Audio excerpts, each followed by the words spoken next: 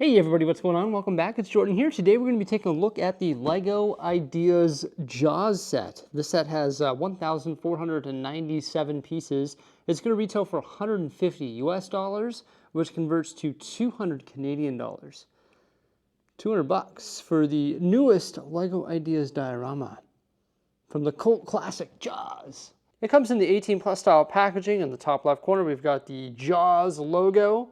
And this is LEGO Ideas set number 58. We've got the piece count and set number in the bottom right, and then the set's just glowing in the middle of the box.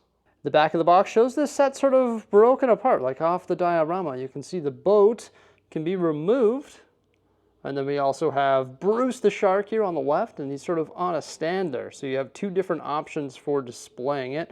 Then we've got some close-ups of the set right here, such as the interior of the boat, and then a close-up of Bruce's face, or the shark's face. And it also shows you how to take the shark apart and put it on its display stand and put it back on the diorama. We also can see the dimensions of the boat there. It's quite sizable. And on the side of the box, we can see how the minifigures can actually be displayed in front of the shark as well. The set has the lid style box, so this right here is the lid. You can see the not for sale sticker on the bottom. That's because LEGO sent me the set early to reveal and review. But once you cut the tape on all four sides, you can remove the lid, and that reveals the bags within, and they are paper bags. The pieces are divided among 13 different bags or building stages. Then there is one additional bag with some larger elements, such as the 16 by 16 road plates right here in dark blue. 3 of those, some larger black plate, and then also this rubberized element right here. And we've got a small sticker sheet as well, so no, not everything is print, but it looks like the Orca logo on the back of the boat is going to be printed, and same with the quote and logo tiles, so that's good. And then we've got one instruction manual, and you can see Bruce on the front of it. Within the first couple pages of the instruction manual, you can meet the fan designer. There's a picture of him with his original design, and another build over here as well. Da-dum, da-dum. Tell him I'm going fishing. We got a classic image right here, and then there's a movie still on the right-hand side. The original summer blockbuster. Then you can learn a little bit about the LEGO design team, and there's a couple images of the set as well. Just for fun, here's a lightning-fast time-lapse of me building this entire set. You start by building the boat, and then you build the shark, and then finally the setting for the diorama, which of course is the water. After you're done with the build, you're left with this really cool diorama. I really love the orca, the boat. Oh my gosh, like that build was absolutely fantastic. The part usage and the detail in this thing is just so cool. And I love the action scene here that we have. From Jaws the movie, you got Bruce who's coming up on the boat there, and the boat's just posed at this really interesting angle, and it's actually not even locked in place. You can actually very easily just remove it. There's a 3x3 circular tile that's attached to the frame of the diorama, and that just slots into the bottom of the boat. And then you can also remove the shark, who's sort of like submerged in the water here, just held in place by like a little stand that's in the diorama water right there. And it's got a 2x4 jumper with the 2 studs, and that just locks into the bottom of the shark. So as you can see, the shark is missing its tail, and its tail is currently on its other stand right over here. You'll notice the yellow barrels all over the boat. Those are the barrels that Sam Quint was actually harpooning into the shark to try and slow it down. There's also one in the water right there behind the shark, and then when you have a look at the pedestal that actually holds the shark in place, there's a barrel lip. So it's almost like the shark has eaten one, and that's it inside its body. So it's a pretty cool Easter egg. The shark is really well done. I just love the way that it was shaped and put together. The eyes are really cool. That's actually a microphone that's put through a 1x2 Technic brick and then held in place with an axle brick in behind it. And then there's all sorts of pink details within, and you can see the mouth there. Its upper jaw is held in with some Technic pieces, so it's actually just held in at the perfect angle to get the shaping of the mouth right. And then the lower jaw does have a slight range of movement. So you have 2 different display options. We've got the tail of the shark right here, and also the stand, which is nicely done in reddish brown, has a few studs there. Also the Jaws print piece, so there's actually 2 of them in this set, LEGO and Jaws. And this is actually going to clip into the shark. You can see this 1x2 modified plate with the forward-facing tip in medium azure. And that's actually going to clip into this modified gold 1x2 that's inside the shark.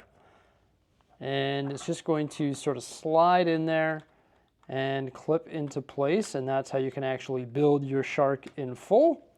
And then it can be displayed on its display stand. I like this because now you can actually see the full body of the shark. You got its tail, which is built with an arch and also a slope there.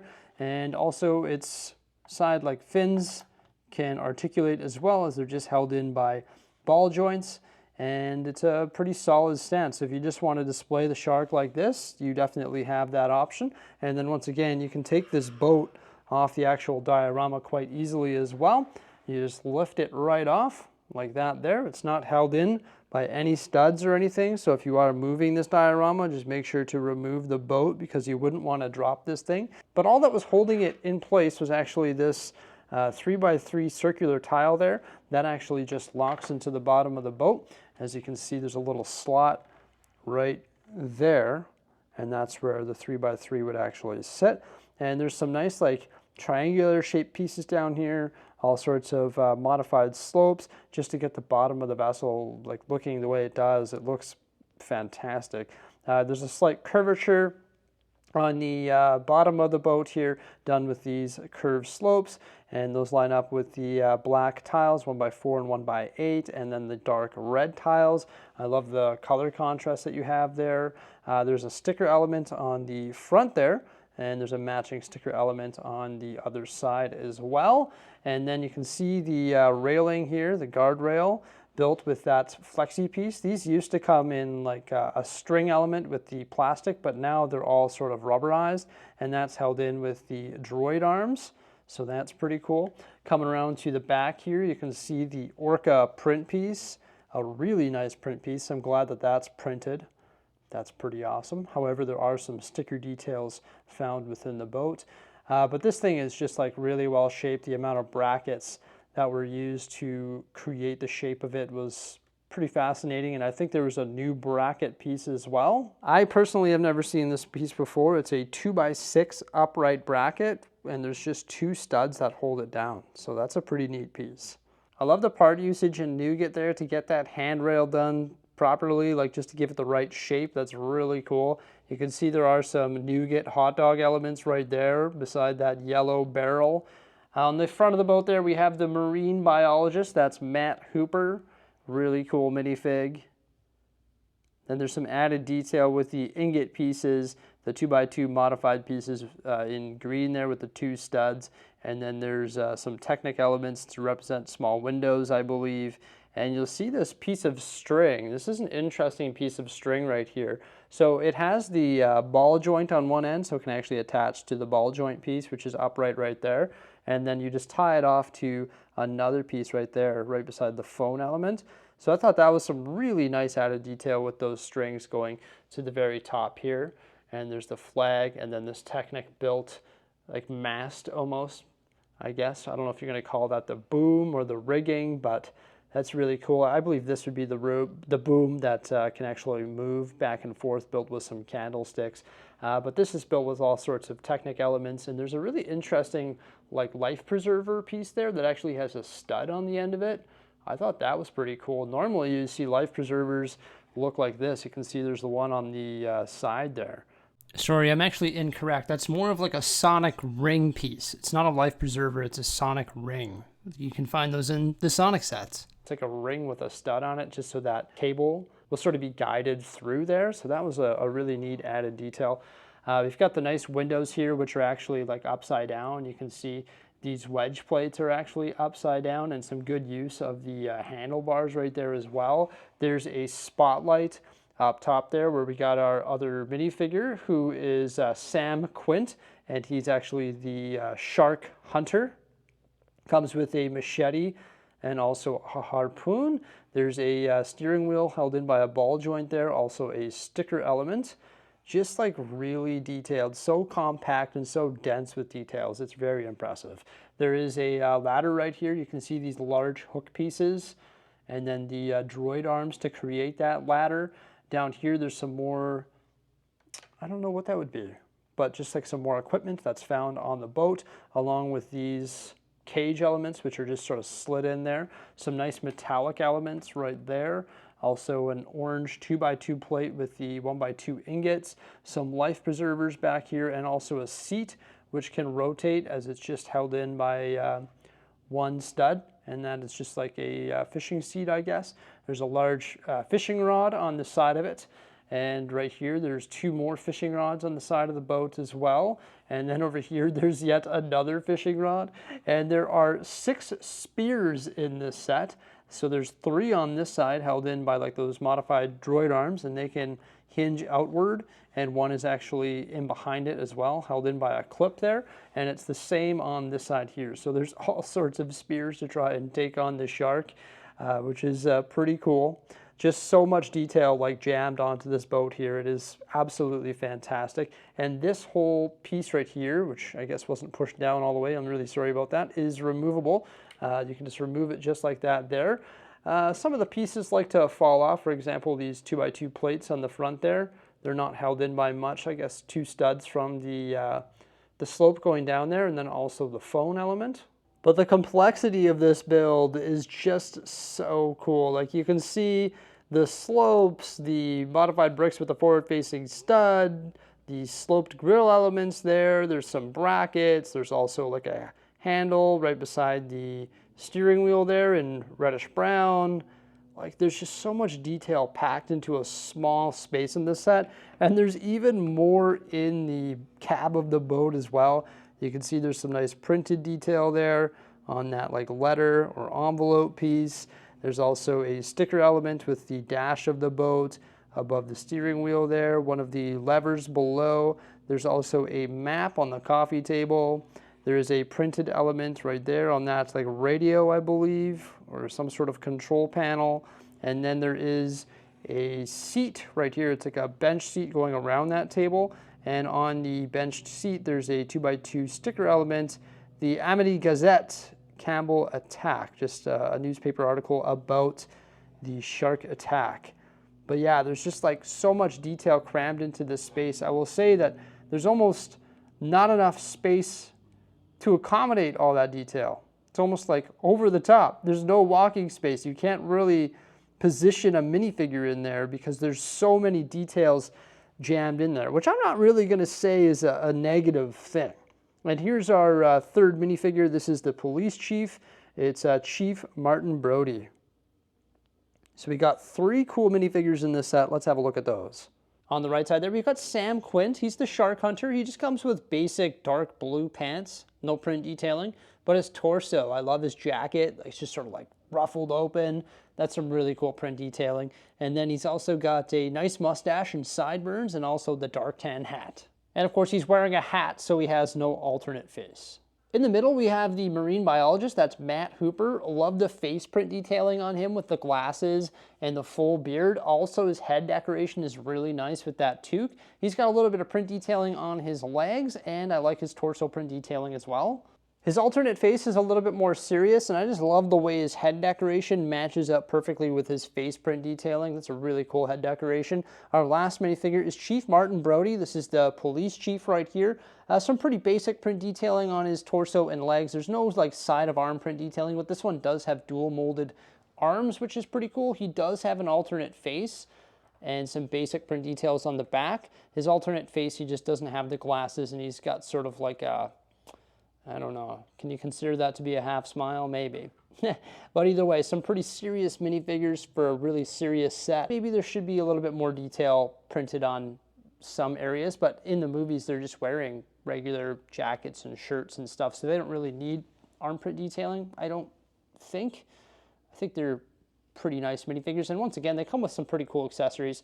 The police chief comes with a pistol, which is right here, and then the shark specialist there, the shark hunter, comes with a machete and also a harpoon. So some pretty cool minifig accessories. What do you think of the minifigures? I think they're pretty good. There they are with all of their accessories, and they can actually be positioned all over this boat because there's just studs everywhere, so you can create all sorts of different stories. There's multiple studs up here, like for example, there's a 2x4 jumper right there. One stud is being consumed by that barrel. Then you've got some on those wedge plates and those green 2x2 modified plates up top here. Lots of space to put a minifigure. And back here on like the deck of the boat, there's a whole bunch of space. A nice combination of the smoothly tiled finish along with some studs there with those 1x4 modified plates with the 2 studs. And then there's some other jumpers as well. Like if I were to move this chair, you'll see the jumper there. Really well constructed chair with the use of brackets. Yeah, just overall a very impressive boat. Like I just love this angle right here. That is phenomenal. And the fact that you get multiple of these print pieces is pretty cool as well. Once again, there's the LEGO Jaws logo. So you get that one. And then you also get another LEGO Jaws logo right here. And that's right beside the quote tile as well from Chief Brody. You're going to need a bigger boat. So yeah, it's pretty cool that you get the printed quote tile and also multiple of the LEGO movie tiles. I think that's pretty cool. I just can't get over this boat. I think it's by far the best LEGO boat that has ever been issued, just like the amount of detail in this. I guess maybe I'm used to looking at LEGO city boats, and this is definitely like a LEGO creator expert style boat. I could for sure see this being placed in people's harbors. Like I want to place this in my harbor. I don't know if I want to put this set on display with all of my other sets because this boat is so well done. There's been a lot of people telling me to take this boat and the shark and actually put it in my LEGO city, and it's not a bad idea. I don't know about the shark, but maybe the boat. As for the water, it's pretty impressive that they took these 16x16 road plates essentially and turned them into this. There's all sorts of slopes and curved slopes and different sort of textures there to create a really nice looking ocean, a nice combination of the dark blue and white. I mean, there's a big flat spot there, which is sort of boring, but you got to remember the boat is going to be placed there anyway, so you're not really going to see that. Could they have gone a little bit more like all in on the water? Maybe, but I don't think it's required to. You know, they're not going to build a water like mine with like the underlying plate and the blue tile on top. I think this is good enough, and it just goes to show you what you can do with these plates, like these 16x16 ones, with the amount of studs that they have available. You can use them correctly to build a pretty detailed diorama, and it's framed nicely with the black brick there and also tile, so it's pretty cool. And it's really easy to assemble your diorama. Just grab your boat, drop it on, grab your shark, hopefully pull it apart correctly. Yeah, just like that. Pretty easy to pull apart there. And then just pop it onto the jumpers. Hopefully it just slides in place like that. And then there you go. You've got your diorama assembled. You can add your minifigures wherever you'd like them. And go from there. Pretty cool. I dig this set. Really nice. So there we have the cult classic known as Jaws from 1975. Very, very, very popular movie. Is it going to be a popular LEGO set? 1,497 pieces, valued at 150 US dollars or 200 Canadian. Maybe that's a little bit on the high side, but we are paying for that Jaws license, right? Maybe like even if they like smidged the price $10 or $20, that would be nice. If it was like 130 US dollars, 180 Canadian, getting that Canadian price closer to 10 cents per part. I like it when any set is 10 cents per part, especially when it's in Canadian dollars. But this boat is incredible. Like this was just so well done. Like it was a true treat to build. It is a masterpiece, and I would love to fill a harbor full of boats like this. It's just packed with so much detail. It's really hard to get in there and see all the detail, just like the texture of it. It's like in some areas, like the part usage in here with these black pieces that are only 2 plates thick, and they have like the ribbing on the side, the nice ladder, the angles and everything, and just the way it was constructed. It's like hard to explain, you know, when you build like really complex LEGO sets and you're scratching your head and you're like, wow, that's really cool. That's sort of what happened that's what happened to me when I was building this boat. And no discredit to the shark either. I mean, the plate that it sits on, okay, well that's, okay. But these two things here, Really, really neat.